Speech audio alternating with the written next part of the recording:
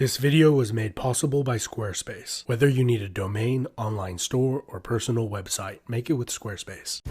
During the 1st and 2nd centuries AD, four great states, the Roman, Han Chinese, Arsacid, and Kushan empires connected East and West, the Atlantic and Pacific Oceans, in addition to gold, silver, silk, and a wide variety of other luxury resources. Ideas, philosophy, and religion was also exchanged between East and West. For over a century, a well-maintained and protected road also connected the Indian subcontinent to China, during which time the first Buddhist missionaries are believed to have arrived in China from the Kushan Empire. The Kushans maintained diplomatic relations with Rome, China, Aksumite Ethiopia, Arsacid Parthians, and later Sassanid Persians, and likely a host of smaller kingdoms, principalities, and tribes. The Kushan Empire was founded by the UZ Confederation of Nomadic Tribes. There are several theories about the origins of the UZ.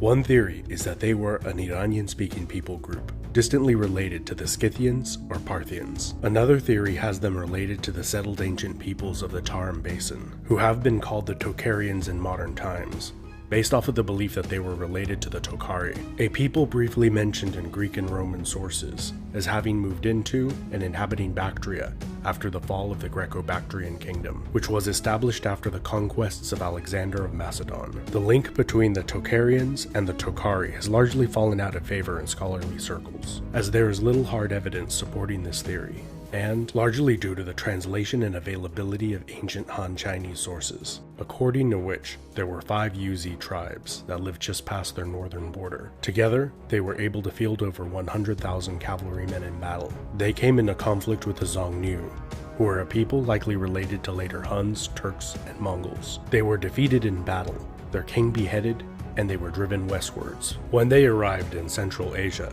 they pushed Iranian-speaking nomadic groups southwards. This cavalcade of nomadic invaders was too much for the Greco-Bactrian kingdom to handle, and that state collapsed under the pressure. In contrast to many of the other nomadic invading tribes who were primarily interested in pillaging, the UZ settled among the Greek and Bactrian urban inhabitants of the region, and rapidly began to adopt most aspects of local religion, culture, and language. Over the next century, one of the UZ tribes, the Kushana, consolidated the confederation of UZ tribes and local people into one state. This process was completed by Hyraios in the 1st century AD, who depicted himself being crowned by Nike, the Greek god of victory, with the caption, "The tyrant Hyraios of the Kushans." He was succeeded by the first Kushan emperor, Kujula, who depicted himself in a much more Greek manner on his coins. Some believe that Kujula and Hyraios were in fact the same man, with a changed public image, perhaps to appeal to the country's large Greek population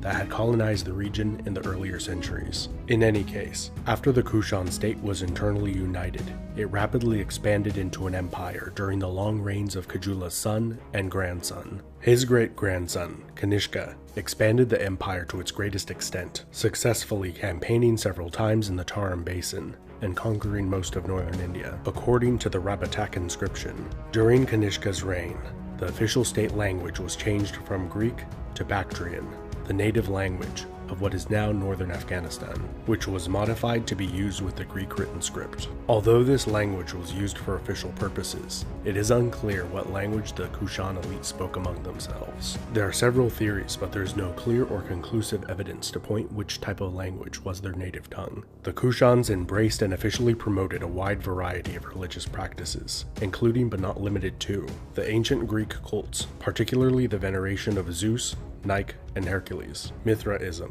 Zoroastrianism, Buddhism, and the Hindu gods Shiva and Kumara, the god of war. Sometime during Kanishka's reign, he converted to Buddhism, and he became an ardent patron of Greco-Buddhist art, architecture, monks, and missionaries. Kanishka built a giant Buddhist shrine known as a stupa that was several hundred feet high and covered in gemstones. It was considered a wonder of the age, and attracted pilgrims from as far away as China. Kanishka's reign was regarded as the beginning of a new era, with later Kushan emperors counting the first year of his reign as year 1 on their calendar. During the reigns of Kanishka's immediate successors, the empire appears to have enjoyed a period of stable consolidation and relative peace and prosperity in the marketplaces of the Kushan Empire's great cities. Manufactured products and luxury goods from China to Rome, India, and Africa could be found. Chinese visitors were amazed at the level of wealth and sophistication that their old nomadic northern neighbor had established themselves in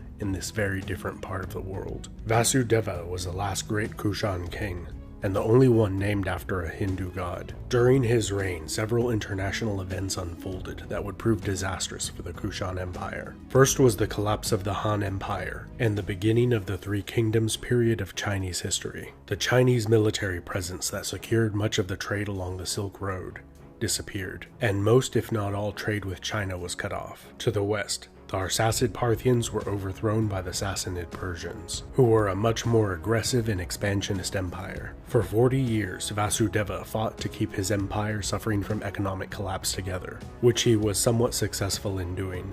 However, it fell apart shortly after his death. The Kushans fell into infighting, with multiple claimants to the throne. Their fractured armies were easily swept aside by the Sassanid Persians, with most of their empire being conquered by 240 AD, leaving the remnant of the empire's territory in the Indian subcontinent vulnerable to conquest by the Gupta Empire. The Persians realized that despite the Kushans' recent run of misfortune, they had conquered a well-running economic machine. So despite changing the ruling dynasty to one much more friendly to itself, the new Kushan Shahs were granted near autonomous status, which gradually eroded over time, but very little would have changed in regular people's lives. The realm of the Kushan Shahs lasted for over a century, and it came to an end in the same manner that the Kushan Empire was born, through nomadic invasions. Waves of Xionites, Kittites, Huns, and Hephthalites poured in. Some of them assimilated to some degree, but the land became the battleground for warlords for generations,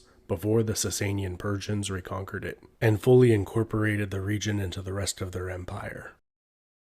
I would like to take a moment to thank this video's sponsor, Squarespace. Whether it is podcasting, a personal website, or online store, Squarespace has the easy-to-use tools to support your creativity, including loads of customizable design templates, seamless blogging, podcast, and social media integration and support, access to a vast library of high-quality Getty images. Email campaigns and mailing lists are easy to set up, so you can keep in touch with your customers or community. And with integrated analytics, you can quickly find all the important stats for your website. With all of this in mind, I highly recommend you use Squarespace for whatever kind of website you can think of. Whether it's for school, work, or just for fun, check out squarespace.com and register for a free trial using squarespace.com/Epimetheus. When you're ready to launch the website you created, use offer code Epimetheus to get a 10% discount on your first website or domain purchase.